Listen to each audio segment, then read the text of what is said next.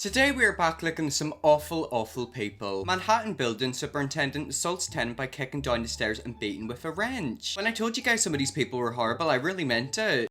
New tonight, a CBS News New York exclusive. A Manhattan building superintendent caught on camera kicking a tenant down 2 flights of stairs. The doorbell camera video showing the violent attack that landed the super in jail. Derek Waller is talking with tenants who now fear for their safety. And Jessica, tonight we're outside the 2-3 precinct in East Harlem, and we've got to warn you that we're about to show some pretty graphic video of a building tenant being kicked and beaten, police say, by his own superintendent. Now, that superintendent was arrested after a tenant called 911. All of this caught on a doorbell camera. That video, recorded just after 8 o'clock Saturday morning, shows a 26-year-old male tenant getting kicked down a flight of stairs, police say, by the building super. The attacker, identified by police as 45-year-old Nick Valentine, then picks up a wrench and continues beating the tenant. Seconds later, as the tenant begins to walk away, the attacker kicks him down another flight of stairs. Police say the dispute inside this East 112th walk-up near 3rd Avenue was over rent, adding the victim sustained lacerations to his right hand and had pain in his left arm. Outside the building, neighbors, oh my God, were in disbelief. I think that is not the way that you're going to get your rent at all, obviously. You're not going to get your rent that way, so I don't understand. You're going to get a jail sentence. Valentine is now charged with a felony, second-degree assault that could land him in prison. Police sources tell us he has no criminal history. But after seeing what their own building staff is capable of, tenants had no interest in talking to us on camera.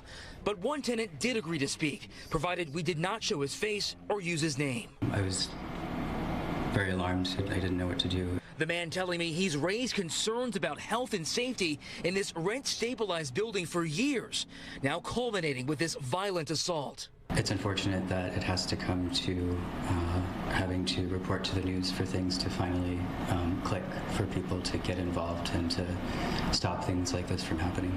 Tonight, Valentine remains in police custody pending arraignment, and we have made several attempts to reach out to his family as well as the owner of the building.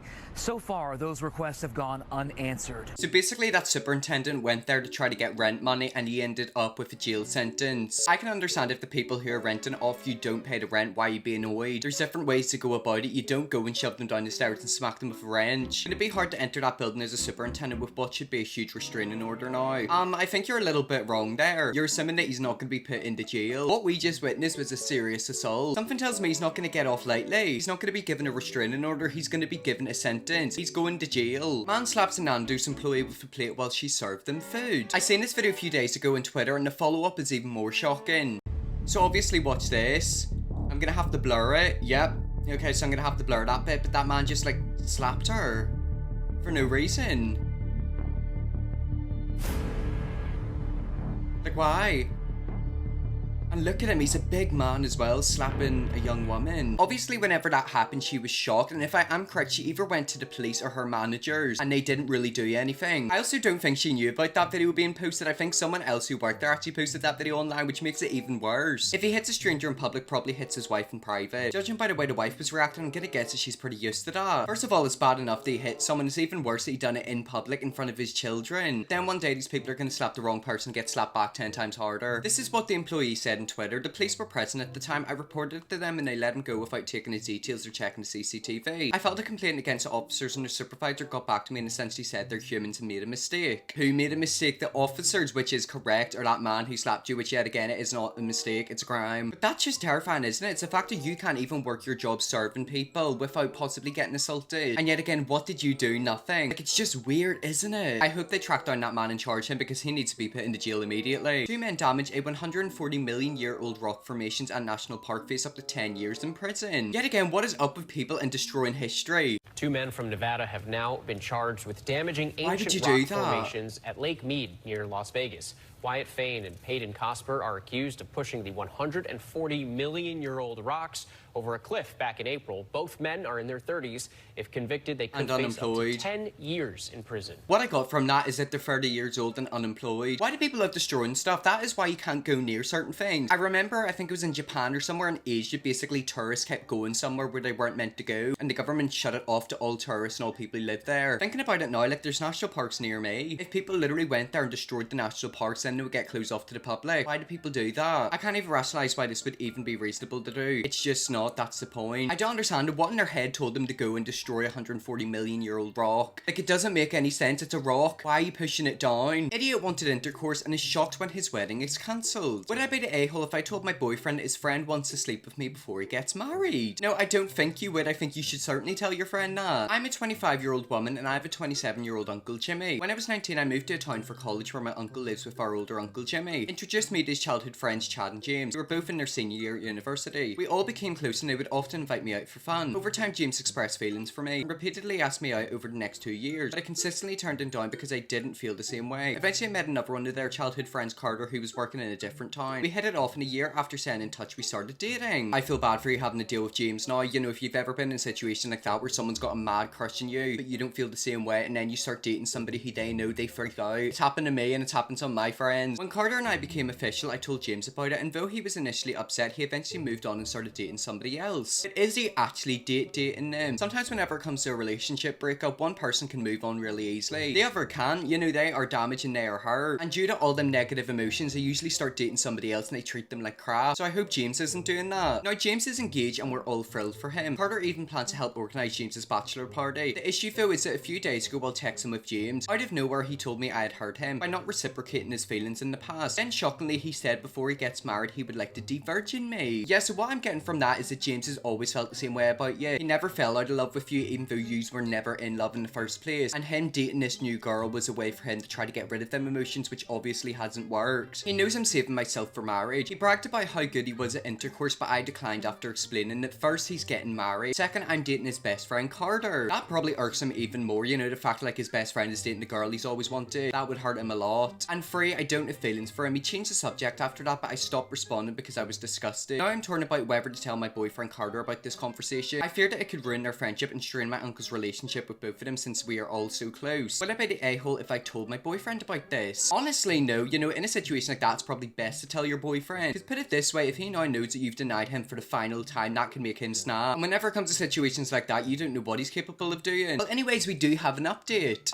I told Carter about what happened and showed him the text. He was furious and couldn't believe that his best friend would do such a thing, but he was glad I told him. Carter confronted James, who initially denied everything until he was shown the screenshots. It turned out James had deleted those messages from his phone. My uncle sent the screenshots to James' fiance and she has decided to cancel the engagement and wedding. When she confronted James, he tried to deny it again. However, she told my uncle that she discovered he had been cheating on her after going through his phone. Apparently, James wanted to have fun one last time before being tied down. As of now, we're all going no contact with James. Thank you everyone for your advice. Honestly, I don't believe James ever loved that woman, or he probably did love her, just not to the extent he loved you. I feel like he kinda used that woman as a way to take his feelings away from you, but obviously they bubbled up to the surface right before he was getting married. A lot of closeted gay men are in situations like that, you know, where obviously they know they're gay, but they're in a relationship with a woman, and the only reason they're in a relationship with that woman isn't because they love them or want to be with them, it's because they think it'll make people not think that they're gay. I'll never understand people that think they have a free pass to cheat as long as it's before their wedding. Where the hell does that idea even come from? It's obviously still cheating and they know it or wouldn't bother hiding it instead of just having an open relationship until the marriage. I think there's a thing in America called bachelorette parties where basically the man gets to be with strippers for like one night only, basically his last night before being tied down. I don't know if that's necessarily a thing in Northern Ireland, maybe it is, you know, I've never been married. However, the way I view it is the minute you start a relationship with someone, you are tied with that person. You know, you shouldn't be seeing anyone else behind their back because that does count as cheating. James is an idiot. Deleted those texts so people wouldn't see them, but didn't think if it came out his fiance would go for his phone and find he was cheating with other people too. That's also another thing. It's not like he just wanted to get with her. Obviously he did, but he also was cheating with other people. He was also about to get married, so you can't have any sympathy for him. I've got sympathy for everyone in that story except for him. Two MCs get defensive after Ryder politely asks him to move their toddlers out of the skate park. Tries to call the cops on him. Excuse me, team.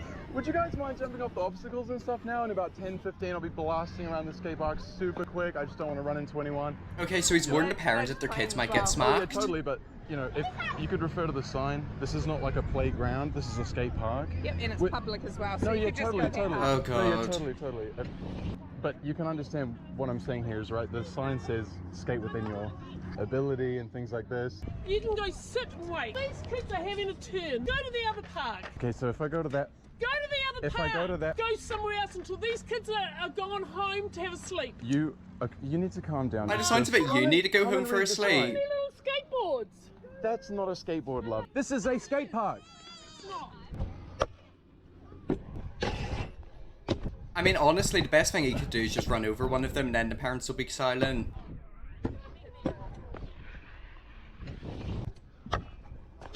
Oh.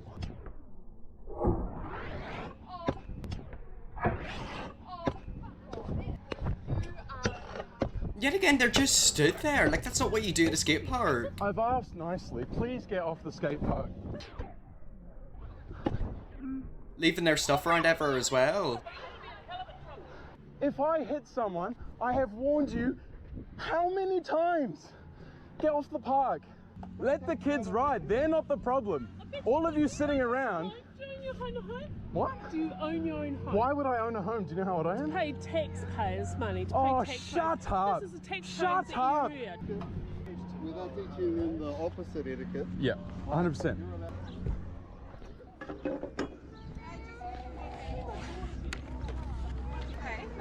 Like, they just have their stuff lying around. You can't be doing that. You can use them. You've really which one of you just walked that bike back? Are you serious? To put the bike back, that is insane. Guys, I've been through this hundreds of times. She is never the winner. So, boys, you guys might want to stay away from me. I don't think your parents like me. And yet again, there's more stuff lying around. You alright, bud? You've got one falling over down here. Oh wait, that's a child. Okay. Oh, here we go. And they called the police. What's up, dude? Brad. How's it? Yeah, good. My first time coming here Sure. and dealing with something where it's Sure. not kids fighting each other. Yeah, it's sure. not homeless people pissing everyone off. Right. Okay, so kids aren't fighting, it's just Karen's Are fighting. you related to us? Yeah. Is That's that my your sister, yeah. That's your sister? Yeah, yeah. Correct. Kids are so unpredictable. I'm not kicking you off the skate park. Totally. I'm not kicking any of them. Well, I will tell them to move. At least like over here. Nice to meet you. Cheers, The bro. issue isn't the kids, it's the fact that like they're just running around and just have their stuff lying there. Oh, check this out. Bang. No, mate.